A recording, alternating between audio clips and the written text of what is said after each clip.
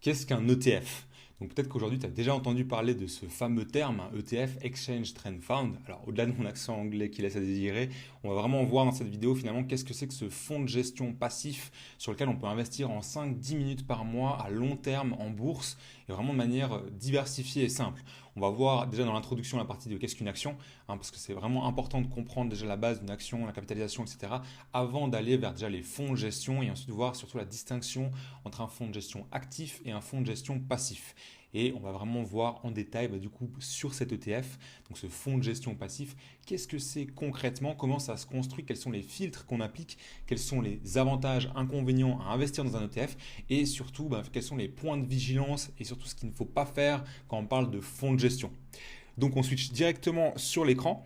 Donc quand on parle d'ETF, on va parler d'ETF en action, donc en bourse. Évidemment qu'on peut avoir des ETF qui sont en or, en obligations ou avec différents types d'actifs, mais aujourd'hui on va vraiment se concentrer sur les actions et c'est important qu'on revoie un petit peu la base de qu'est-ce qu'une action, qu'est-ce que la capitalisation d'une action pour par la suite que tu comprennes réellement quels sont les filtres qui sont appliqués dans un fonds de gestion, donc qui vont donner fin finalement à l'ETF que tu vas sélectionner. Donc si je prends une action aujourd'hui, alors typiquement pour l'exemple, Netflix, aujourd'hui Netflix, alors peu importe l'entreprise finalement, elle a donc des brevets qui ont été déposés, elle a donc du stock, elle a donc du marketing pour exister, pour vendre à des clients, pour continuer à se développer. Alors dans le cas de Netflix, au lieu d'être des brevets, ça va simplement être des licences. Alors, si j'ai voilà, le stylo qui ne fonctionne plus, donc des licences pour les stocks, ça va être des plateaux de tournage, ce genre de choses. Mais en gros, donc l'entreprise qu'il faut relever, c'est que pour exister, finalement, elle a besoin de cash pour financer tout ce qui lui est utile à sa croissance. Pour avoir cet argent à disposition, l'entreprise, elle a trois alternatives et pas une de plus. Soit elle peut aller voir ce qu'on appelle des business angels. Donc, les business angels, c'est simplement les investisseurs privés qui, en général, vont donner des moyens à des startups. L'avantage, c'est que tu as une discrétion totale pour l'entreprise. Elle n'est pas obligée de dévoiler ses comptes de résultats, bilan comptable, etc. de manière publique. Ça reste entre elle et les investisseurs. Et l'inconvénient, c'est qu'il y a une pression un petit peu des investisseurs. Forcément, c'est des gens en particulier qui ont... Enfin, finalement, c'est un petit peu comme nous en tant qu'investisseurs, mais là, c'est plus des millionnaires qui donnent des sommes assez conséquentes à la startup pour lancer. Donc, il y a une pression un petit peu du point de vue des investisseurs. La deuxième alternative, c'est d'aller voir directement une banque. De nouveau, un avantage, c'est la discrétion. Finalement, tout ce qui est les chiffres des clients, la régularité, la récurrence, ce genre de choses, ça reste entre l'entreprise et la banque. Mais l'inconvénient, c'est que l'entreprise du coup va devoir reverser des intérêts à la banque pour l'argent qui lui a été prêté. Et dernière alternative pour l'entreprise, c'est finalement d'aller être cotée en bourse. Pourquoi? Parce qu'elle va avoir une liquidité instantanée, elle va s'ouvrir sur le marché boursier et les institutionnels, les investisseurs comme nous, finalement à la fin du mois, on va pouvoir investir dans cette entreprise et les comptes de résultats, bilan comptable vont devoir être publics. Alors c'est un inconvénient pour certaines entreprises qui ne le souhaitent pas, sinon ça peut même être finalement un gain de, comment dire ça, de transparence vis-à-vis des investisseurs.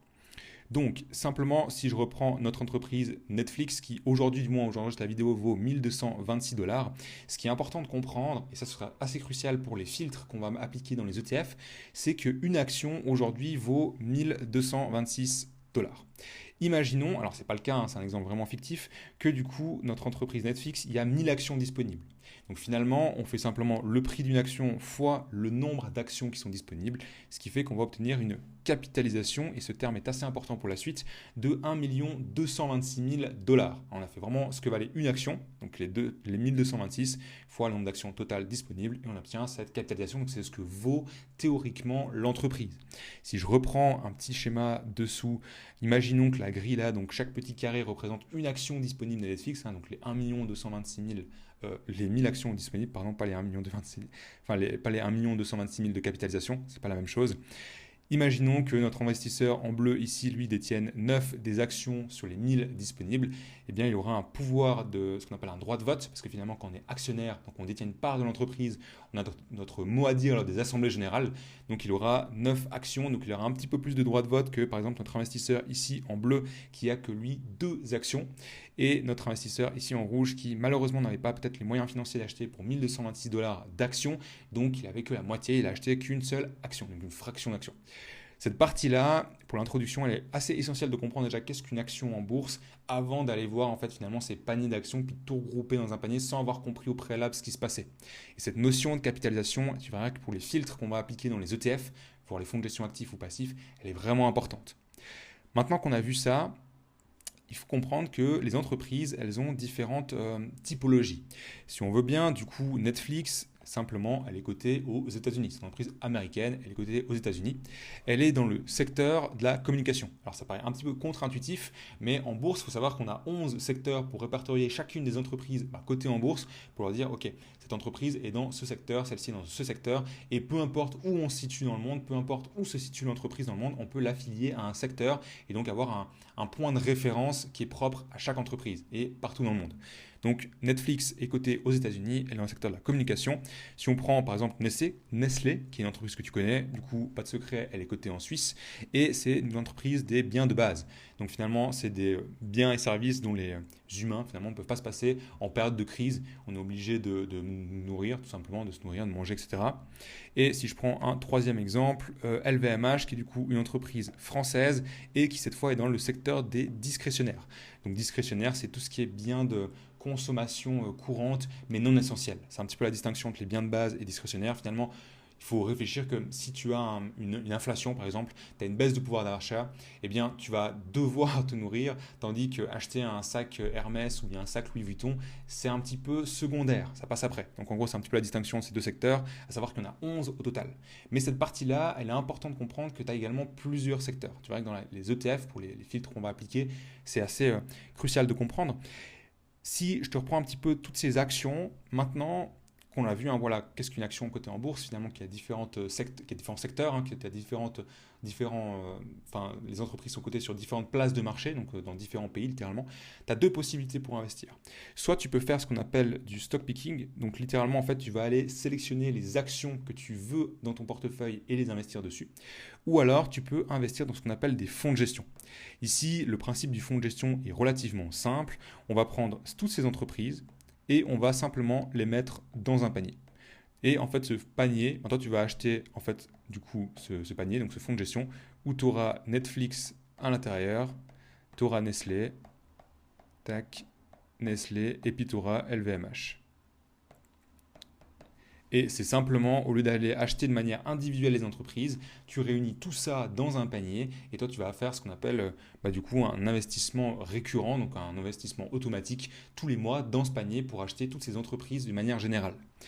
Maintenant, juste pour que tu comprennes un petit peu la distinction entre ces deux façons d'investir qui sont complètement différentes, le stock picking, donc si je te mets de manière très générale, des avantages, tu vas avoir un choix qui est précis, c'est-à-dire que si dans ton panier, alors ici je t'ai pris 3 exemples, mais évidemment que les paniers, il y a des centaines, voire des milliers d'actions dans ce panier ici, mais dans ce panier, il pourrait avoir des entreprises, par exemple, du secteur de l'armement ou du secteur du tabac, par exemple, ou du pétrole, ou peu importe, et c'est des entreprises qui, toi, d'un point de vue éthique, ça ne te correspond pas, tu n'as pas envie en fait de mettre ton argent dans ces entreprises qui alimentent la guerre, le pétrole ou peu importe, et bien simplement en faisant du coup du stock picking, tu as un choix ultra précis sur les actions dans lesquelles toi tu acceptes d'investir tes francs, ce qui est un fort avantage finalement, et tu peux également avoir un meilleur rendement.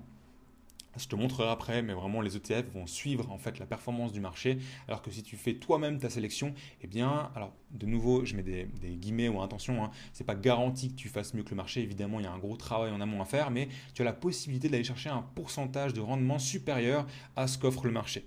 En revanche, un inconvénient, du coup, c'est également le risque. Quand on parle d'avoir un meilleur rendement, évidemment que la notion de risque, elle est aussi corrélée. Si on peut avoir plus d'argent, on peut aussi avoir plus de pertes. Donc, c'est aussi un élément à prendre en compte dans les inconvénients. Tu peux avoir un risque finalement qui est plus important. Et en termes de temps, énergie, alors il y a des possibilités de processer un petit peu tout ça et d'optimiser tout ça, mais fondamentalement, analyser une entreprise, un bilan comptable, un compte de résultat va te demander beaucoup plus de temps que finalement te dire, ok, quel est le panier que moi je vais sélectionner pour investir pour les 10 prochaines années. Donc si je te reprends exactement du coup les avantages et inconvénients du fonds de gestion, c'est littéralement l'opposé de ce qu'on vient de voir sur le stock picking. En termes d'avantages, tu auras du temps et d'énergie en plus, parce que littéralement ton seul travail, ce sera de sélectionner ton panier et ensuite de l'alimenter tous les mois sans te poser de questions. Puis une fois chaque semestre, une fois par année, tu fais un petit bilan de tes investissements, de tes finances. Un des avantages, c'est du coup la notion de risque, parce qu'évidemment que si tu investis que sur une seule action, et finalement si cette action baisse, ton risque il est beaucoup plus important que si finalement ton action ici LVMH, elle baisse, mais qu'à l'intérieur, tu as encore 428 autres actions qui sont là pour un petit peu maintenir le panier à flot. Donc finalement, ton risque est quand même beaucoup plus sécure. En termes d'inconvénients, on va avoir des frais. Et ici, je t'ai mis une notion un petit peu de vigilance. Pourquoi? Parce qu'après, on va vraiment t'expliquer la distinction des fonds de gestion actifs et fonds de gestion passifs. Savoir qu'effectivement, peu importe les deux solutions que tu vas payer, enfin que tu vas utiliser, tu vas devoir payer des frais. Mais tu as une des deux solutions, donc les ETF, finalement la fonds de gestion passif, où tu vas pouvoir encore optimiser les frais. Et finalement, tu vas avoir un rendement qui est moyen. Pourquoi? Parce que tu vas te baser sur ce que fait le marché, ce que délivre le marché en termes de performance. Et donc, toi, ton ETF sera uniquement basé sur le suivi finalement de cette performance. Si, avant de te parler un petit peu de la fonds de gestion actif et passif, c'est important que je t'explique qu'est-ce qu'un indice.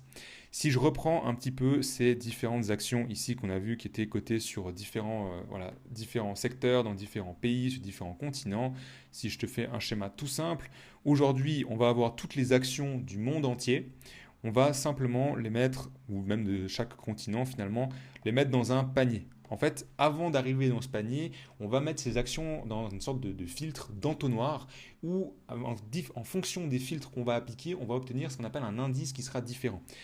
C'est peut-être un petit peu flou, je vais te montrer vraiment avec 2-3 exemples, ce sera ultra clair.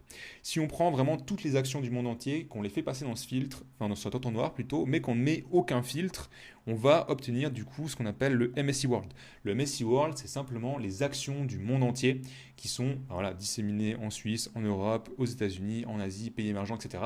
Donc littéralement, on n'a mis aucun critère de sélection. Dans cette partie ici où on voyait le pays, ou bien le secteur, ou bien encore un petit peu plus haut, la capitalisation, juste ici, et bien finalement, on n'a mis littéralement aucun filtre, on veut juste toutes les actions du monde entier, et on va obtenir du coup, ce que je te disais un petit peu plus tôt, un indice. Cette notion est importante pour ensuite comprendre la distinction entre un fonds de gestion passif et un fonds de gestion actif. Mais donc cet indice, le MSCI World, signifie simplement que dans notre entonnoir, pour obtenir notre panier, on n'a mis aucun filtre.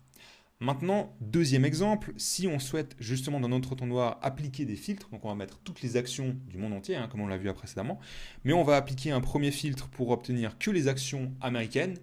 Donc on va déjà filtrer puis sortir les pays émergents, l'Europe, la Suisse, on n'aura vraiment que les États-Unis. Et on va mettre un deuxième filtre pour obtenir que les plus grandes capitalisations, voire les 500 plus grosses capitalisations. Donc tu sais, les capitalisations, c'est ce qu'on a vu juste avant sur cette partie. Alors je me suis perdu un petit peu sur Netflix. Mais c'était vraiment ce que vaut en fait la valeur théorique finalement de l'entreprise. C'est vraiment cette partie-là. Donc on va sélectionner en fait que les entreprises américaines et que les plus grandes finalement entreprises américaines. Donc tout ce que tu connais, Netflix, Mastercard, Apple, Tesla, ce genre de choses. Et finalement, on va obtenir du coup cet indice que tu as peut-être certainement déjà entendu parler, le S&P 500. Donc simplement, c'est le Standard & Poor's 500, c'est les 500 plus grosses entreprises américaines. Et de nouveau, cette notion d'indice est importante pour comprendre la différence entre un fonds de gestion actif et un fonds de gestion passif. Et si je te fais un troisième exemple, ici, on pourrait appliquer des filtres supplémentaires. Donc on prend le même scénario qu'avant. Finalement, on a pris des entreprises qui sont aux États-Unis, on a pris les 500 plus grosses boîtes américaines et on peut encore appliquer des filtres supplémentaires. Ici, les filtres supplémentaires, il peut en avoir énormément. On peut en avoir par rapport aux dividendes. Depuis combien de temps le dividende est versé? Quel est le rendement du dividende? Supérieur à 1%, 2%, etc. On peut vraiment avoir, ou bien des normes, par exemple ESG. Je te parlais avant des entreprises qui ne sont pas d'un point de vue éthique. On peut avoir environnement, donc ESG c'est pour environnement, alors je ne vais pas forcément tous l'écrire, mais social et gouvernance. Et en gros, alors après ça c'est plus un avis personnel, mais c'est plus censé... L'ESG, c'est censé te donner les entreprises qui respectent l'environnement, qui respectent leurs salariés, etc. À mon sens, c'est plus pour faire joli sur le papier. Et quand tu creuses un petit peu la boîte, il y a des entreprises qui littéralement extraient du pétrole et qui ont des super normes. Donc pour l'environnement, voilà, après chacun a son propre avis. Mais tu peux appliquer des filtres un petit peu supplémentaires et on va obtenir ce qu'on appelle, alors ici c'est des ETF, voire des fonds. ETF, tac. Smart Beta. Donc les Smart Beta, c'est simplement le fait d'avoir rajouté des filtres supplémentaires. Et ici, je voulais vraiment te mettre un point de vigilance.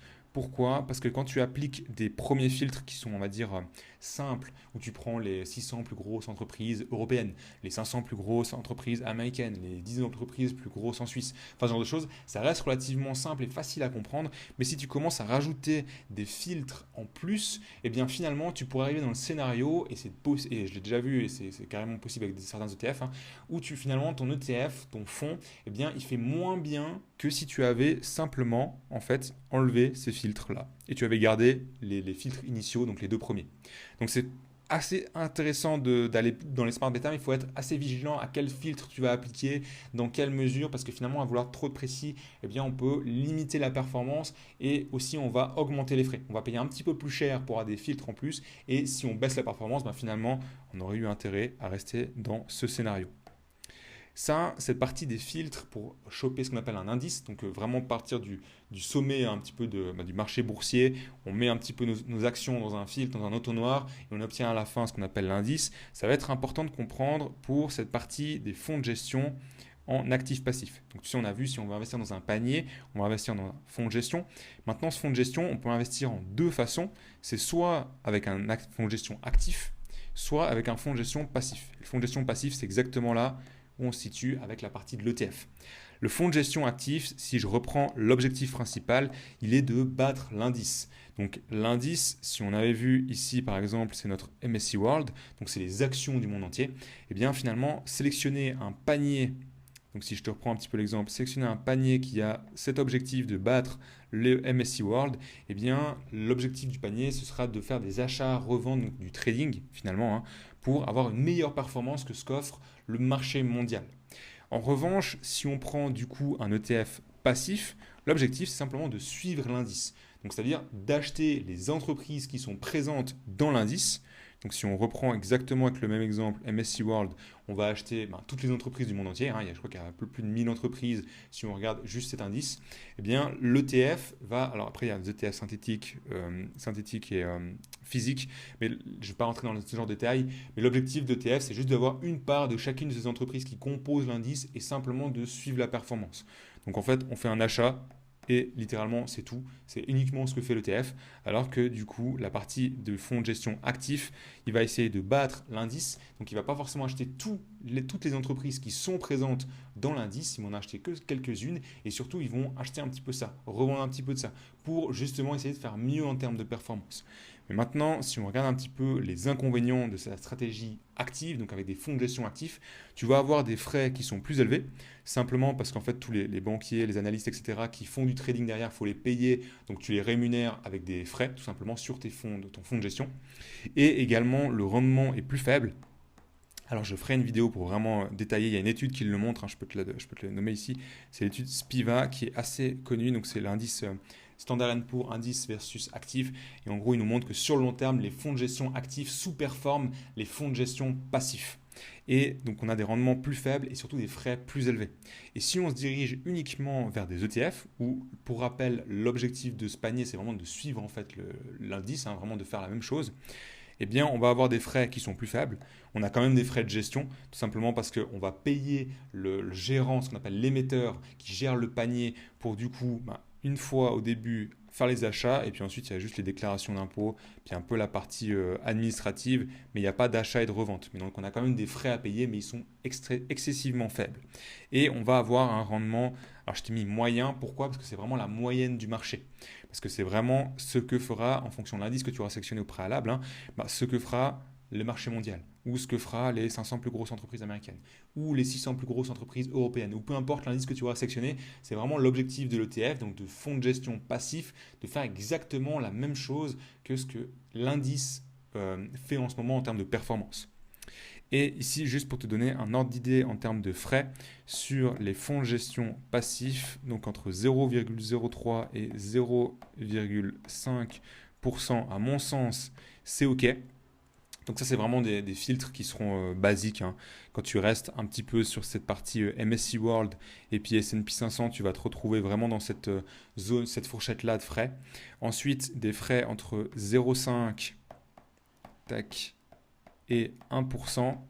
Ici, disons qu'il faut être vigilant, dans le sens où si tu vas aller plus vers des ETF, cette fois avec des filtres Smart Beta, des ETF thématiques ou des ETF qui sont un petit peu plus spécifiques, là tu peux te retrouver justement à payer un petit peu plus. Et là, il faut vraiment être vigilant de est-ce que c'est justifié ou au contraire, je paye plus et en plus de ça, je fais moins bien que l'indice que si j'avais supprimé un ou deux filtres. Donc là, c'est assez vigilant, comme un petit peu je te l'ai dit juste avant. Et au-delà de 1% de manière générale, mais entre 1 et 2%, Là, à mon sens, c'est vraiment ce qu'on appelle un red flag, hein. Donc c'est simplement en fait un fonds de gestion actif. Et même quand tu fais des calculs de coût d'opportunité, de combien te coûterait d'investir sur un ETF pour avoir des frais qui sont beaucoup plus faibles et une performance moyenne par rapport à du coup un fonds de gestion actif où tu vas avoir des frais plus élevés et une performance inférieure, tu as une grosse différence à la fin. Donc voilà pour cette partie sur finalement qu'est-ce qu'un ETF. Donc on a vraiment vu, hein, tu vois, cette partie sur une action, déjà de comprendre qu'est-ce qu'une action, qu'est-ce que la capitalisation, ce qui est important pour du coup les différents filtres qui vont être appliqués au sein de ton ETF. Et ensuite, tu as vraiment cette distinction, soit tu achètes des actions individuelles, soit tu achètes des fonds de gestion. Et dans ces fonds de gestion, tu peux avoir vraiment des fonds de gestion actifs et des fonds de gestion passifs. Et c'est ultra intéressant et important de se diriger vers des fonds de gestion passifs, donc des ETF, si tu souhaites investir en 5-10 minutes par mois à long terme. Donc voilà pour cette vidéo. Je te mets en description un lien, simplement c'est pour un appel pour l'accompagnement que je propose sur 3 mois. Tu peux directement cliquer dessus, c'est un appel, on va regarder aujourd'hui ta situation, si tu as ce que tu as déjà mis en place, que tu souhaites mettre en place, ou est-ce que tu souhaites aller voir si l'accompagnement est cohérent pour toi, ça te paraît pertinent. Et sinon, mets seulement en commentaire peut-être une question par rapport à la vidéo ou même un sujet qui pourrait t'intéresser pour un prochain sujet à traiter. Et je te dis à la prochaine pour une future vidéo.